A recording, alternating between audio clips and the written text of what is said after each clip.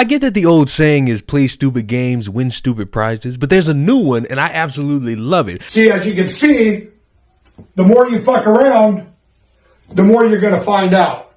And also, if you stay down here and you never fuck around, you'll never find out. So I hope this lesson is helpful. I understand that people always want to test their limits. They always want to take a risk. They always want to live on the wild side. But the more you fuck around, the more you're indeed going to find out. And I have no other way to explain what I'm about to show you other than to say this dude decided to fuck around and now he had to find out. Christian, this afternoon, North Las Vegas police held a press conference about Monday's shooting involving police. They say 29-year-old officer Anthony Malier shot and killed 44-year-old Christopher Smith Jr. after he responded to reports that Smith was involved in a robbery. Officers say he was wearing a Michael Myers Halloween mask when he pulled a gun on them. That's when Officer Malier fired 8 rounds at Smith. Today, North Las Vegas police releasing body cam video of the shooting. Hey, police, stop right there. Hey, stop. Stop right there. It's police. Put your hands up. Put your hands up, dude. I'm not playing with you. Stop reaching. Don't reach.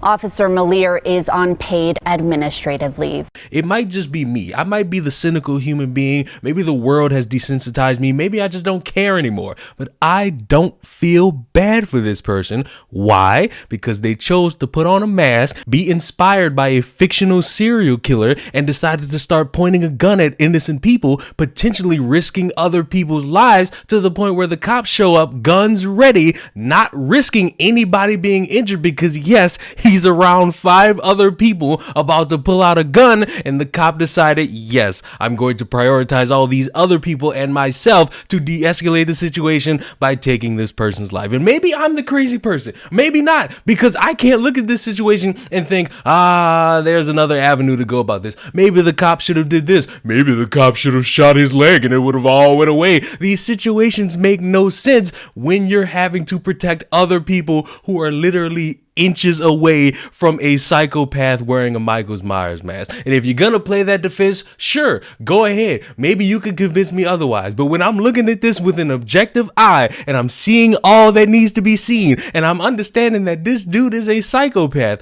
I don't feel bad, and this is a justified situation and another example as to why I will always support the police. Yes, they do wrong. Yes, I can criticize them when they do, but overall, I need them in my life because without them, I don't really have means to put away people who decide to do bad things. Well, Val and Tanya, they say that it's just a lot to deal with as a young person. The school confirming that there are grief counselors there today, along with support groups and social workers. They're also on hand.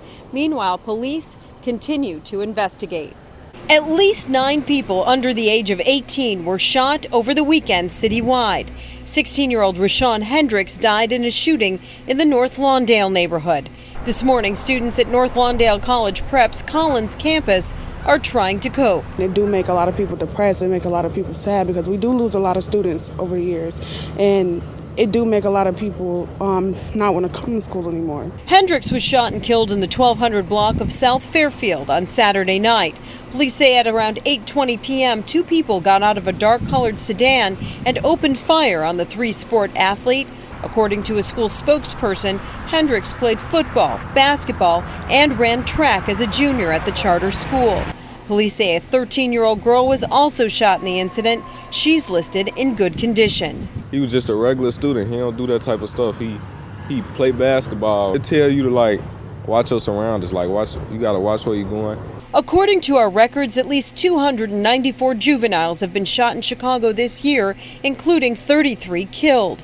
On Friday night, a 12-year-old was hit by gunfire when someone in a car began firing shots in the Homan Square neighborhood. Police say that child was in serious condition with a gunshot wound to the chest.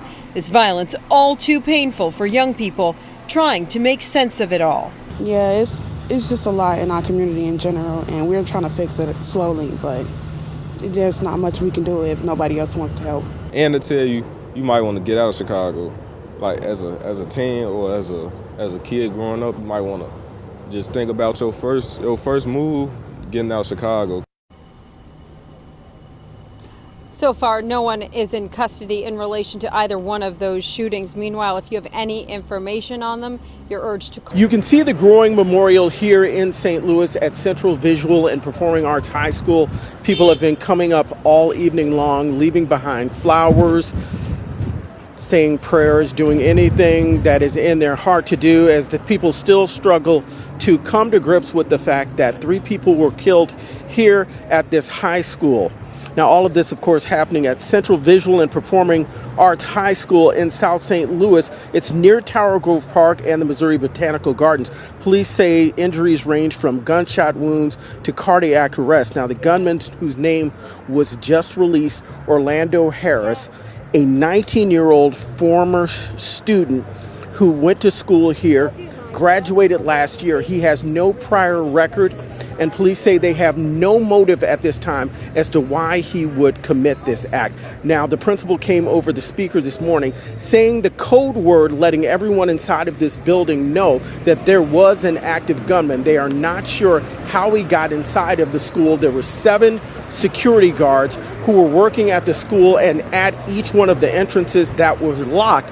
And they are still not sure exactly how the man made his way inside of the school. What he did was commit murder and also create total chaos here. Such a traumatic day for the students as people try to come to grips with what happened here and how they move forward here in St. Louis. I'm Dennis Evans. Near Fair Park, a piece of yellow crime tape remains a reminder of a senseless shooting that happened here on Monday night. I'm going to miss my niece. I'm going to miss my niece. 21-year-old Asia Womack was shot and killed on this street.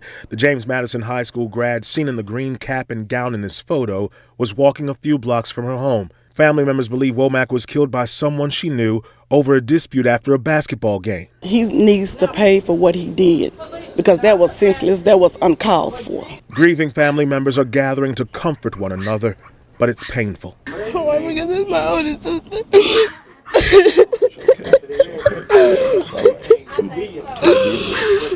Take a deep breath. It's also tough for community members like Billy Smith and Joe Johnson. That's hard there. I hate to see people take young kids' lives like that. They say a sense of security is shaken after crimes like this so close to home. It's just hard to me.